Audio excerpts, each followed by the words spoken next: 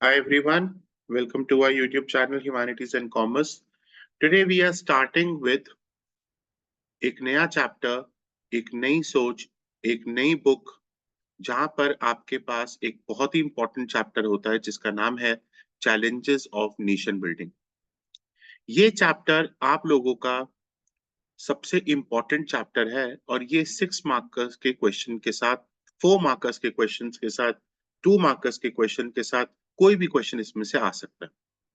यहाँ तक कि पिछले वाले में तो एमसीक्यू भी शायद इसमें से एक आया था। अगर मैं बात करता हूं तो इंडिया का सबसे दर्दनाक पीरियड उसके पार्टीशन के समय में हुआ। हम लोगों ने इंडिया और पाकिस्तान दोनों को अलग अलग होते हुए देखा था। यहाँ पर हिंदूज एंड मुस्लिम्स जो है वो पूरा कम्युनल वायलेंस को खत्म करते हैं। आप देख सकते हो यहाँ पर भी फोटो में कि कैसे एकदम से फ्लैग ऑफ इंडिया और पाकिस्तान अलग अलग जगह पे सिटीज में पेट्रोलिंग कर रहे हैं। ये आपके फ्रीडम, आपकी ट्रेजेडी, इन सब के बारे में बात कर रहे हैं। मेरे दादाजी बताते हैं दोस्तों कि कैसे उनकी ट्रेन आई, वहां पर अचानक से आवाजें आई, ठीक है, और एकदम से लोग तलवारें लेकर आ रहे थे। वी आर फ्रॉम पाकिस्तान, तो वहां से उन्होंने बताया कि तलवारें वगैरह लेकर आ रहे थे और किस तरीके से इंडियन आर्मी आती है और वहां पर इनको बचाती है, क्योंकि इससे पहले 3 ट्रेन जा चुकी थी और तीनों में से कोई नहीं बच पाया था। थिंग्स वर वेरी डिफरेंट, बहुत ही मतलब जिंदा लाशें, ऑनर किलिंग, ये सब चल रहा था। अगर मैं आपसे बात करता हूं तो at the hour of midnight on 14th and 15th August 1947 India को इंडिपेंडेंस मिलता है। Who was the first prime minister of India? Jawaharlal Nehru. ये सारे क्वेश्चंस आपके लिए बहुत इंपॉर्टेंट है। और इनके यहाँ पर एक स्पीच थी जिसका नाम क्या था? ट्राइस विद डेस्टिनी। ये ट्राइस विद डेस्टिनी स्पीच सबसे इंपॉर्टेंट स्पीच थी। अगर तो हिस्ट्री में देखोगे, मूवमेंट्स में देखोगे, तो ये हिस्ट्री सबसे इंपॉर्टेंट मानी जाती है स्पीच, क्योंकि एक देश कैसा होना चाहिए, उसका विजन कैसा होना चाहिए, ये सब बताते हैं। अब यहाँ पर क्वेश्चन आता है कि what were the two goals agreed. तो क्वेश्चन लिख लीजिए, what were the two goals agreed by everyone, what were the two goals agreed by everyone after independence, how the country will run, how the country will run. What were the two goals everyone agreed upon after independence? How the country will run? तो पहला क्या है? पहला है, उन्होंने बोला कि we are going to run the country through democratic government, और दूसरा that the government will be run for all, खासकर पुअर और सोशली डिसएडवांटेज ग्रुप्स के लिए। ये दोनों क्वेश्चंस, ये दोनों पॉइंट्स आपके लिए बहुत इंपॉर्टेंट है। ये 1 मार्कर में आ सकता है, 2 मार्कर्स में आ सकते हैं, ये क्वेश्चंस आपके लिए बनते हैं। इंडिया को अगर जब बात करते हैं तो यहाँ पर इंडिया में it was not going to be easy. India was born in a very difficult circumstances. अभी तक ऐसी कोई भी कंट्री बॉर्न नहीं हुई है जितनी खतरनाक इंडिया में हुई थी 1947 तक।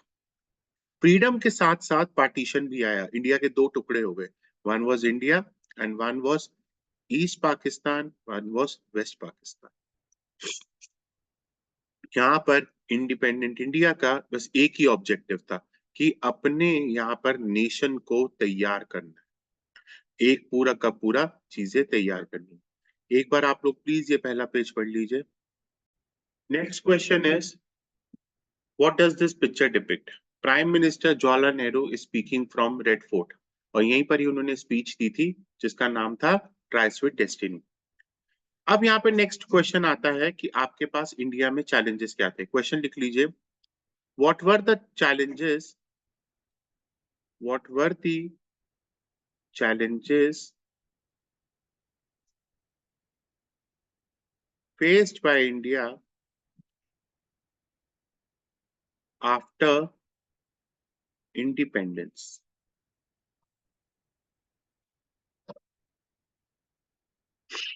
What were the challenges faced by India after independence? तो बच्चों पहला first and the immediate challenge was to shape a nation. एक पूरा का पूरा नेशन पूरी तरह से टूटा हुआ था। We were divided into 565 princely states. India इतना बड़ा था जितना बड़ा हमारा कॉन्टिनेंट होता है। इतनी डाइवर्सिटी थी कि 1632 लैंग्वेजेस बोली जाती हैं। हर एक बंदे का अपना कल्चर, हर एक बंदे का रिलीजन, और उसको एक करना ये कोई आसान काम नहीं था। thanks to Jawaharlal Nehru, thanks to Mr. Patel, and thanks to some Mountbatten and Menon too. इन चारों ने मिलकर इंडिया को एक पूरा का पूरा डाइवर्सिटी के साथ मिलकर करा। तो यहाँ पर मेरा सबसे पहला चैलेंज ये था। इसके बाद हमारे पास आते हैं सेकंड चैलेंज। पहला चैलेंज क्या था? डाइवर्सिटी को बढ़ा के एक नेशन तैयार करना। सेकंड चैलेंज क्या था? Was to establish democracy. Democracy आपने अलग अलग प्रकार की पढ़ी हुई है, क्या कौन सी टाइप की डेमोक्रेसी होगी, बट इंडिया ने अडॉप्ट करी कौन सी डेमोक्रेसी? Representative democracy. ये आपने 11th में पढ़ी थी, अलग अलग प्रकार की डेमोक्रेसी।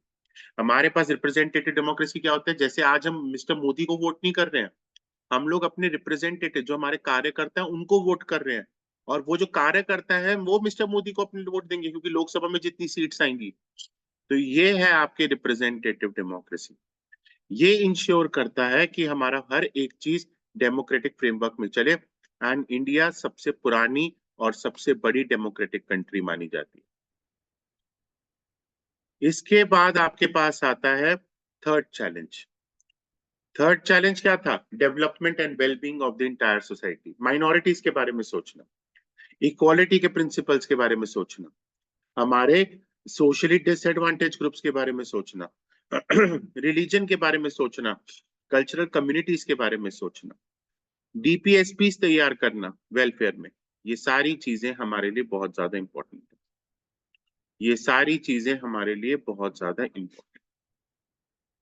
ठीक है, ये आपके तीनों का आंसर, और ये क्वेश्चन आपके लिए बहुत ज्यादा इंपॉर्टेंट है। अब इंडिया ने अपने जो है ऑब्जेक्टिव्स कैसे अचीव करें, ये हम इस पूरी बुक में पढ़ेंगे।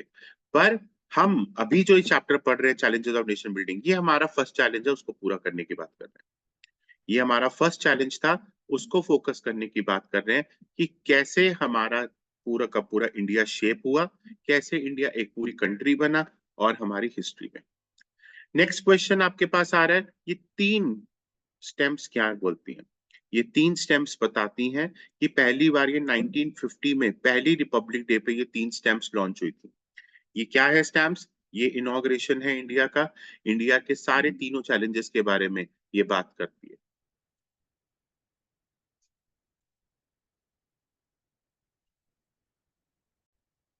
तो अब आपके नेक्स्ट क्वेश्चंस बनते हैं यहाँ से। अब आप ये सामने देखिए, ये है आपका डॉन ऑफ फ्रीडम। ये डॉन ऑफ फ्रीडम, ये किसने लिखी किताब? ये लिखी है फैज अहमद फैज ने। ये किताब किसने लिखी है? फैज अहमद फैज। ये 1 मार्कर का क्वेश्चन आएगा।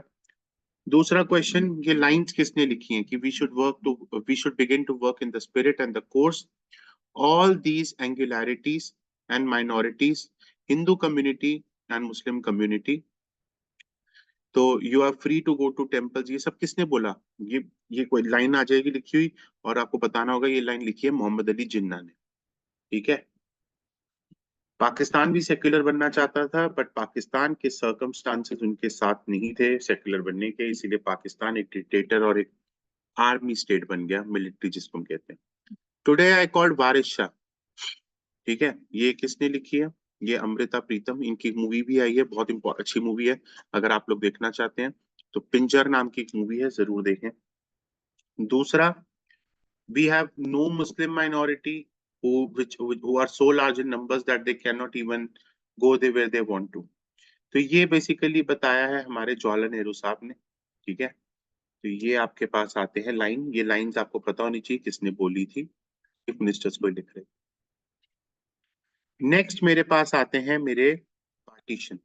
अब मैं आज आपको जो करवा रहा हूँ खत्म, वो मैं आपको करवाऊंगा बेसिकली 3 जगह से।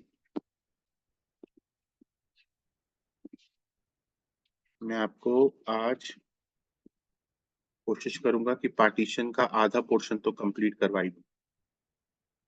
शुरू करते हैं वापस पार्टीशन। पार्टीशन 15 अगस्त और 14 अगस्त को एक नहीं 2 नेशन तैयार हुए, इंडिया और पाकिस्तान। जैसे मैंने बताया, बहुत सारी मूवीज आपने देखी होंगी, कैसे हमारे बॉर्डर्स को डिमार्केट करा गया, और यहाँ पर एक लाइन खींच दी गई जिसका नाम था रेड क्लिफ लाइन। कौन सी लाइन? Red Cliff line. ये रेड क्लिफ लाइन बताती है कि इंडिया और पाकिस्तान के अंदर कौन कौन से बॉर्डर्स आते हैं। उन्होंने पूरी की पूरी एक लाइन खींच दी। यहाँ पर अगर मैं बात करता हूं तो ये जो दोनों बॉर्डर ड्रॉ करे गए हैं ये आपकी पॉलिटिकल डेवलपमेंट के बारे में बताएगा। तो यहाँ पर आती है टू नेशन थ्योरी। पहला क्वेश्चन आता है, who gave two nation theory? Answer is Muslim League. Answer is Muslim League. Who gave two nation theory? Answer is Muslim League. उसमें क्या बताया गया कि India consisted of not one but two people, one was Hindus and one were Muslims. That is why it demanded Pakistan, एक separate country.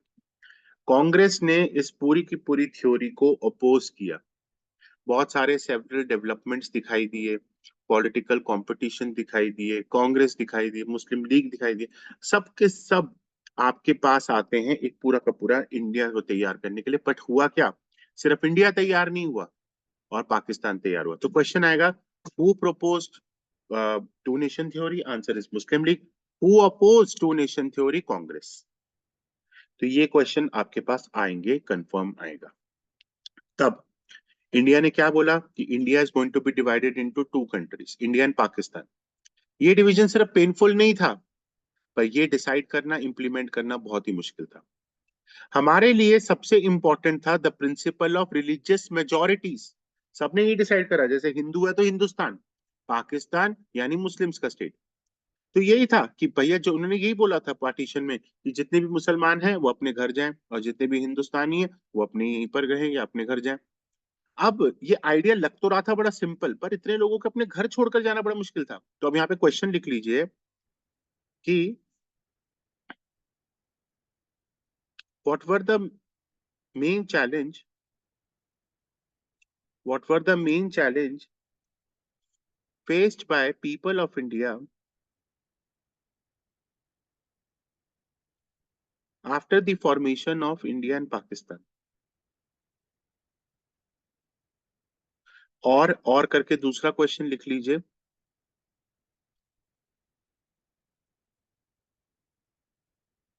what were the challenges faced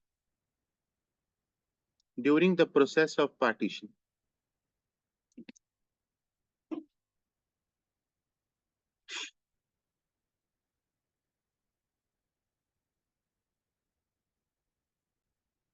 तो यहाँ पर एक सबसे बड़ा जो चैलेंज आता है वो ये है कि it presented the all kinds of difficulties. तो पहली डिफिकल्टी क्या आई थी?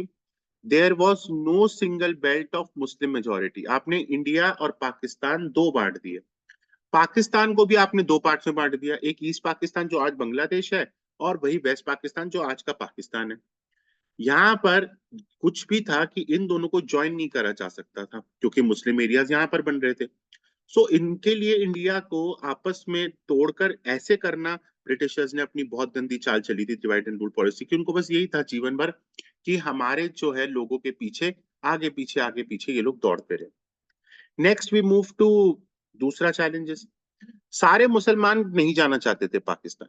इनमें से सबसे बड़ा एग्जाम्पल है खान अब्दुल गफार खान। इनको हम लोग क्या बोलते हैं? फ्रंटियर गांधी बोलते हैं। और ये कौन से एरिया से आए थे? नॉर्थ वेस्ट फ्रंटियर प्रोविंस, यानी बलूचिस्तान वगैरह साइड से। He also oppose two nation theory. ये क्वेश्चन आएगा आपके उसमें, which of the following leader oppose two nation theory? Khan Abdul Ghaffar Khan. इनकी वॉइस पूरी इग्नोर कर दी गई और इनको बस एक ही चीज बोला कि you have to merge with Pakistan. ठीक है, इनकी सुनी ही नहीं गई, बलूचिस्तान फिर पाकिस्तान का पार्ट बन गया। थर्ड प्रॉब्लम क्या थी कि इंडिया और पंजाब और बंगाल कैसे रहेंगे? यहाँ पर बहुत सारे लार्ज एरियाज थे which were in majority. It was decided that कि यहाँ पे जो भी प्रोविंसेस हैं इसको हम बाइफरकेट कर देंगे, कि यहाँ पर उन्हें बोलते हैं कि हम छोटे छोटे एरियाज में इसको बांट देंगे। अब ये डिसीजन जो है 15 अगस्त तक तो लिया ही नहीं गया, कौन सा एरिया कैसे मिलेगा, किसको मिलेगा। अरे भाई, रेड क्लिफ लाइन नहीं बन पाई ढंग से यार, और इस पार्टीशन की वजह से लोगों को आपने मार पीट करते देखा। ठीक है, आपने वो गाना सुना होगा, मुसाफिर आने वाले मुसाफिर जाने वाले। ठीक है, चलो एक दूसरे को कर दे रब के हवाले। ये बड़ी सारी प्रॉब्लम्स थी यहाँ पर। ठीक है, बहुत जबरदस्त आपकी, आप मूवीज देख सकते हैं, पिंजर देख सकते हैं, गदर देख सकते हैं, कि कितने लोगों को कितना ट्रॉमा फेस करना पड़ा। ये था हमारा थर्ड प्रॉब्लम। तो थर्ड का आंसर यहाँ पे क्या करेंगे? थर्ड प्रॉब्लम बस यही था कि Muslim majority province had very large areas जहाँ पे non Muslims were in majority. तो यहाँ पर उन्होंने क्या करा, ये दो प्रोविंसेस को बाइफरकेट कर दिया अपनी मेजोरिटी के अलावा। 14-15 अगस्त तक एक दूसरे के साथ नहीं रह सकते। ठीक है, next.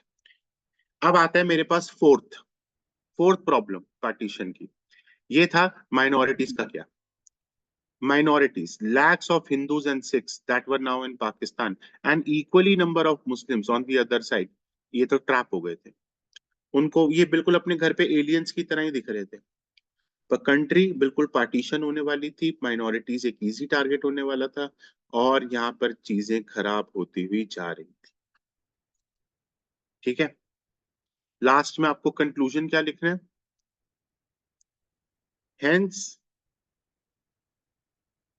the partition happened. Hence the partition happened. But overall, it was the biggest challenge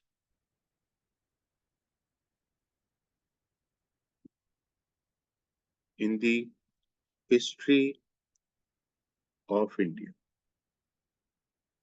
ठीक है, आज हम यहीं तक कर रहे हैं पहला पार्ट, और इसके बाद हम करेंगे second part. Thank you and have a nice day.